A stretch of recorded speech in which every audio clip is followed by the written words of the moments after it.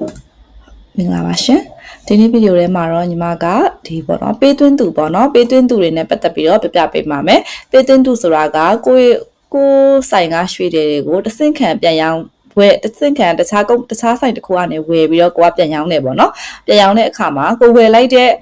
ဝယ်တဲ့သူပေါ့နော်ကိုရွှေဝယ်လိုက်တဲ့ supplier ပေါ့နော်ဥပမာမိမိဆိုင်မှာကိုကနေပြီးတော့မှစိန်နန်းတော်နော်စိန်နန်းတော်တို့ပြီးတော့ဇွဲထက်တို့ဆိုင်ကရွှေကိုကတဆင့်ခံပြန်ဝယ်တယ်ပြန်ရောင်းနေဆိုရင်ကိုရဲ့ supplier တွေကစိန်နန်းတော်တို့ဇွဲထက်တို့ကကိုရဲ့ supplier တွေဖြစ်မှာပေါ့နော်ကိုဆိုင်ကိုပစ္စည်းပေးသွင်းတဲ့လူတွေဖြစ်မယ်ပေါ့နော်အဲ့ဒီလူတွေအချက်လက်တွေကိုလည်းမှတ်သားထားလို့ရပါတယ်ညီမတို့ system ထဲမှာအဲ့ဒီချက်လက်တွေကလေဘယ်ချိန်နေမှာဒီချက်လက်တွေကအသုံးဝင်လဲဆိုလို့ရှိရင်ဥပမာထားလိုက်ပါတော့ပေါ့နော်ဇွဲထက်ဆိုတဲ့ဆိုင်တစ်ဆိုင်ကရွှေကိုကဝယ်ရောင်းနေတဲ့အခါမှာဥပမာဇွဲထက်တော့မပြောပေါ့နော် online ကပေါ့နော် online က ABC ဆိုတဲ့ဆိုင်ကရွှေကိုဝယ်ရောင်းတဲ့အခါမှာဒီရွှေဒီ customer တွေကြားထဲမှာဟိုပါပေါ့နော်ပစ္စည်းမကောင်းကြောင်းပေါ့နော် customer ရပြန်လဲပေါ့နော်ဒီရွှေဒီကျိုးရတယ်ဆိုတော့ဆိုပြတ်ထွက်တယ်အလေးချိန်မမှန်ဘူးအဲ့လိုမျိုး feedback ဆိုးတဲ့ feedback တွေရလို့ရှိရင်ဒီ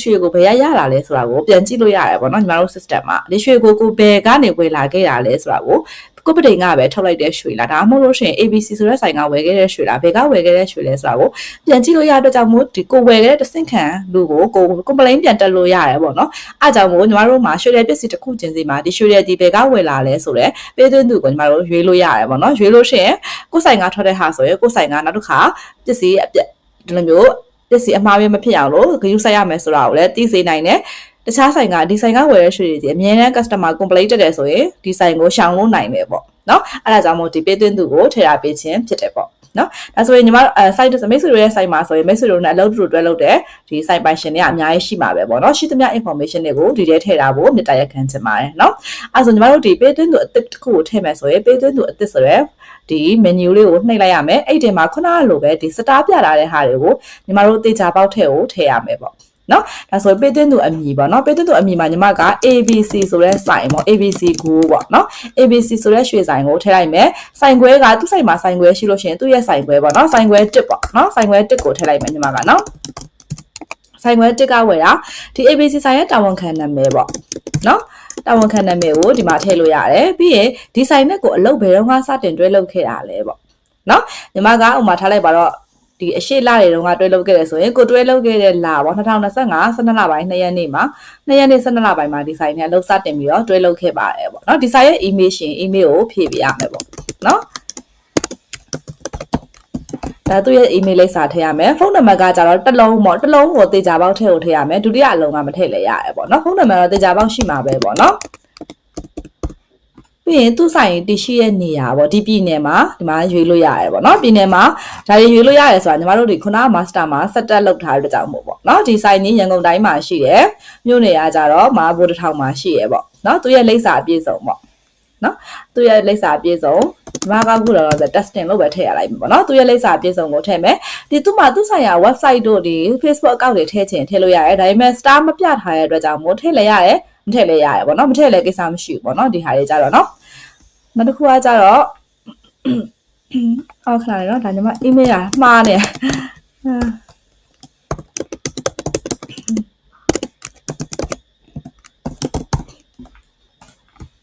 ဒါ email ထည့်လိုက်ရတယ်ပေါ့နော်ဒါဆိုလို့ရှိရင်လိပ်စာကထည့်လဲရတယ်မထည့်လဲရတယ်ဒီမှတ်စုမှာသူတို့ကိုမှတ်ချင်တဲ့အကြောင်းအရာပေါ့နော်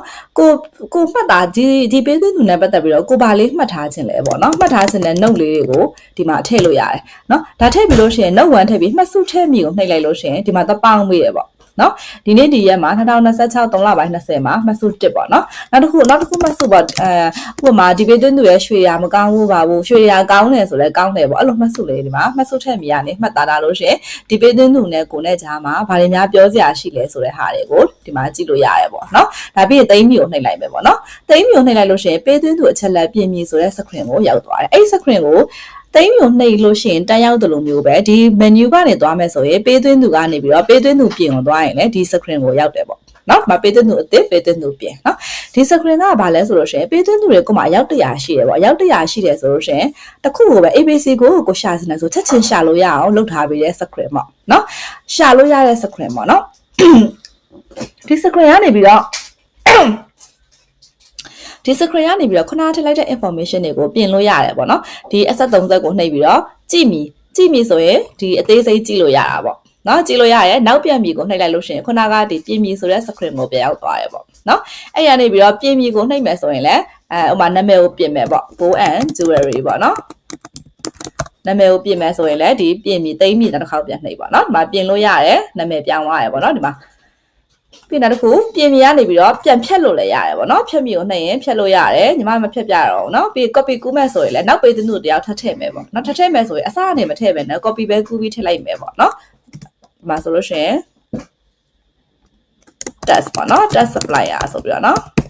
copy ကူးပြီးထည့်မယ်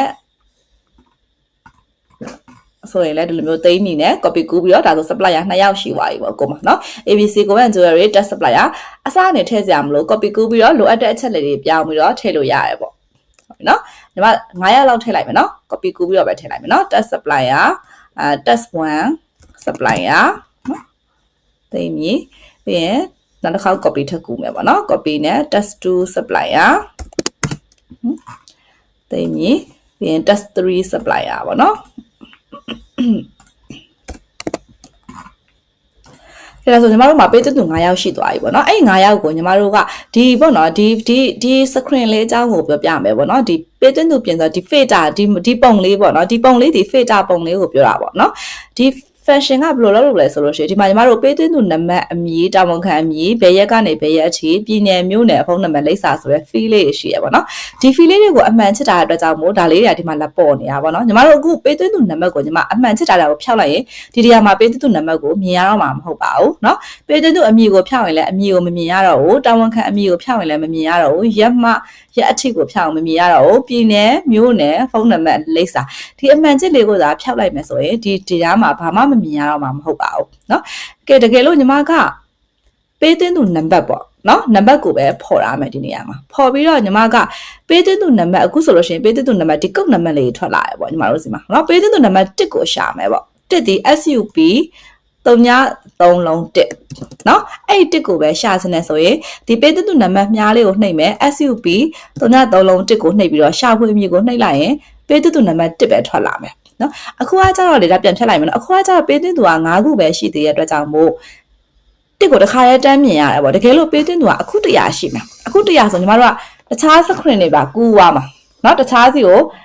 page number 2တို့ page number 3တို့အဲ့လိုမျိုးကူးသွားတဲ့ခါမှာအခု100မှာပေးသွင်းသူ1ကိုလိုက်ရှာမှုဆိုတာအမတို့တွေကလူချင်းမင်းတွေကဒီ click တွေအများကြီးလိုက်နှိပ်ရမယ်အဲ့ဒါကိုကာကွယ်ပေးချင်တဲ့အတွက်ကြောင့်မို့ပေးသွင်းသူ1ကိုရှာမယ်ဆိုရင်ဒီမှာ1ကိုနှိပ်လိုက်တာနဲ့တစ်ခါရဲသူကတန်းပေါ်ပြီးဒီနေရာမှာနော်အဲ့ရှာပုံစံလေးကိုညီမနောက်ထပ်ဗီဒီယိုမှာလည်းထပ်ပြီးတော့ရှင်းပြမယ်ပေါ့နော်အများကြီးထည့်ပြီးတဲ့အခါကြလို့ရှင်လေနော်ကနောက်တစ်ခုကကြတော့ညီမတို့မှာ ABC ဆိုတဲ့ပေးသွင်းသူကိုရှာမယ်ပေါ့အဲ့ဆိုပေးသွင်းသူအမည်ပေါ့အမည်ဆိုတဲ့ဟာကိုဖော်ရမယ်ဖော်ပြီးတော့ ABC ကိုရှာချင်တယ်ဆိုရင် ABC လို့ပဲရိုက်ထည့်ရုံပဲ ABC လောက်ရိုက်ထည့်ရုံနဲ့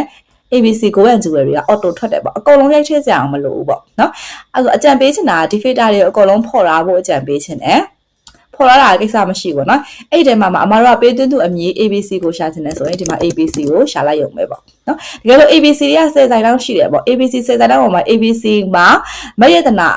နာရောင်းတဲ့ ABC ကိုရှာမယ်ဆိုရင်ဒီမှာမယတနာအဲ့လိုဆိုလို့ရှိရင် ABC က2ဆိုင်ရှိပေမဲ့လည်းမယတနာပေးသွင်းသူမယတနာပေါ့เนาะအဲ့ဒါကိုညီမဘယ်လိုရှင်းပြမလဲဆိုတော့ဒီ test supplier ကိုညီမနာမည်ဒါနည်းနည်းပြင်လိုက်မယ်เนาะ test supplier ကို ABC လို့ပဲပေးလိုက်မယ်သူနော် ABC ပဲပေးလိုက်မယ်နော်သူ့ကိုကြတော့မတ်မေမီလို့ပေးလိုက်မယ်တာဝန်ခံအမည်ကိုပေါ့နော်အမှညီမသိမ့်မီလောက်လိုက်မယ်နော်ဒါဆို ABC ဒီ ABC နဲ့စားရဲဆိုင်ကြီးနှစ်ဆိုင်ရှိပေမဲ့လည်းတစ်ဆိုင်ကတာဝန်ခံအမည်ကမယတနာနောက်တစ်ဆိုင်ကမမေမီပေါ့အဲ့လို့ဆိုညီမကပေးသွင်းသူအမည်နဲ့ရှာမယ်ပေါ့နော်ပေးသွင်းသူအမည်ကကြတော့ ABC နဲ့ရှာလိုက်မယ်နော်အဲ့တော့ ABC နှစ်ဆိုင်ထွက်လာခဲ့မယ်နော်ညီမလိုချင်တာဒီမယတနာရဲ့ဆိုင်ကိုလိုချင်တာမမေမီရဲ့ဆိုင်ကိုမလိုချင်ဘူးဆိုတော့တာဝန်ခံအမည်မှာမယတနာလို့ရှာလို့ရတယ်နော်ဒါဆို filter ကိုနှစ်ခုနဲ့ရှာရဲဆိုတဲ့သဘောတရောက်သွားတယ်ပေါ့အမှမယတနာရော ABC ရော10စာလောက်ဖြစ်နေတယ်အဲ့ဒီမှာ